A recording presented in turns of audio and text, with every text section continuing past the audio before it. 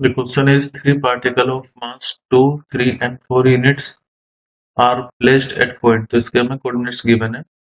What is the moment of inertia of the system about z axis? तो z axis के about हमें निकालना है moment of inertia. पहले कंसेप्ट बताता हूँ जो हम यहाँ पर यूज करेंगे. कंसेप्ट ये मान लीजिए कोई ऑब्जेक्ट है m मास का और वो किसी एक्सिस से r डिस्टेंस पर है और r जो वो उसका परपेंडिकुलर सेपरेशन है. तो जो मोमेंट ऑफ इनर्शिया का फॉर्मूला होगा वो होगा मास इनटू में परपेंडिकुलर सेपरेशन का स्क्वायर.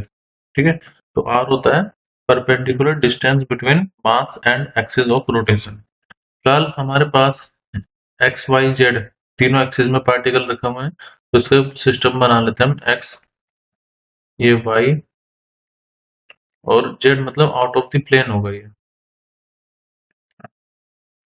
अब जो पहला पार्टिकल यानी कि 2 उसके कोऑर्डिनेट्स 0 0 0 0 है तो वो ओरिजिन पे रखा हुआ है.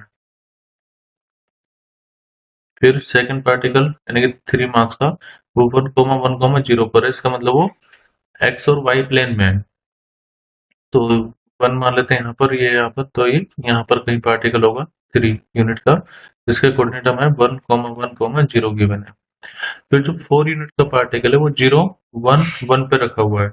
इसका मतलब उसके एक्स, ये वाई और जेड प्लेन में रखा हुआ है. फिर इसको यहाँ पर मैक्सिमम कर लेते हैं कि यहाँ पर कहीं पर है वो. एक्चुअली आउट ऑफ स्क्रीन होगा. 4 unit you have to imagine और इसके कोऑर्डिनेट्स है 0 1 1. अब जब हम फॉर्मूला लगाएंगे मोमेंट ऑफ इनर्शिया के तो हमें तीनों के लिए परपेंडिकुलर सेपरेशन चाहिए होगा.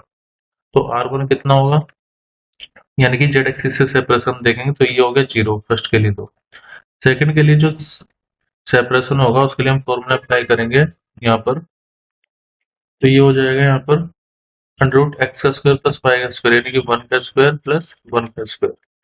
सो ये आ जाएगा r2 की वैल्यू अंडर रूट 2. फिर अब आप r3 को ध्यान से समझना. r3 r3 के जो कोऑर्डिनेट्स है वो है 0,1,1 और हमें जेड एक्सिस से परपेंडिकुलर सेपरेशन देखना है. इसका मतलब ये हुआ कि जेड एक्सिस से ये जो डिस्टेंस होगा 1 उसको तो हम कंसिडर करें नहीं क्योंकि वो परपेंडिकुलर सेपरेशन हमें लेना है. इसको आप ऐसे समझ सकते हो, मान लो मेरे पास ये जेड एक्सिस हो गई. ठीक है. और इधर वाई एक्सिस और इसके कोऑर्डिनेट कितने हैं 0 1 मतलब अगर मैं इनकी बात करूं तो 1,1 तो मतलब ये यहाँ पर आएगा. अब आप देखो जेड एक्सिस से जब आप परपेंडिकुलर सेपरेशन देखोगे तो डायरेक्टली हमें ये पता लग जाएगा कि जेड एक्सिस से वाई का कोऑर्डिनेट कितना है मतलब वाई का कोऑर्डिनेट कितना है यानी कि वो जो सेपरेशन आएगा वो खाली 1 आएगा. यार अब यहाँ पर हम ये नहीं लगाएंगे X square plus Y square plus Z square. तो सिर्फ परपेंडिकुलर सेपरेशन कितना हो जाएगा 1. तो ये थोड़ा सा ध्यान देने वाली बात है. r3 के लिए जो डिस्टेंस होगा perpendicular distance from the axis of rotation वो हो जाएगा कि वाई में डिस्टेंस कितना है इसका क्योंकि x में तो 0 है ही. तो r3 की वैल्यू 1 आएगी. अब लगाते हैं फॉर्मूला मोमेंट ऑफ इनर्शिया का. तो I1 क्योंकि moment of inertia scalar quantity है तो तीनों को हम डायरेक्टली ऐड कर सकते हैं.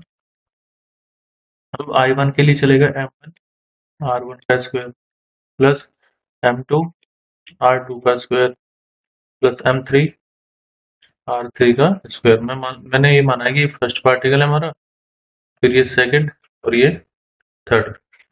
तो m1 कितना है 2 लेकिन उसके लिए सेपरेशन कितना है एक्सिस जेड एक्सिस से सेपरेशन है 0 प्लस m2 की वैल्यू 3 और उसके लिए सेपरेशन आया था √2 तो इसका स्क्वायर कर दे प्लस m3 के लिए मास है 4 सेपरेशन आया 1 ये 1 का स्क्वायर हो गया यहाँ पे 1 का स्क्वायर. तो 0 प्लस 3 इंटू 2 प्लस 4 तो आ जाएगा 6 प्लस 4 यानी कि 10 यूनिट. तो करेक्ट आंसर होगा ऑप्शन डी.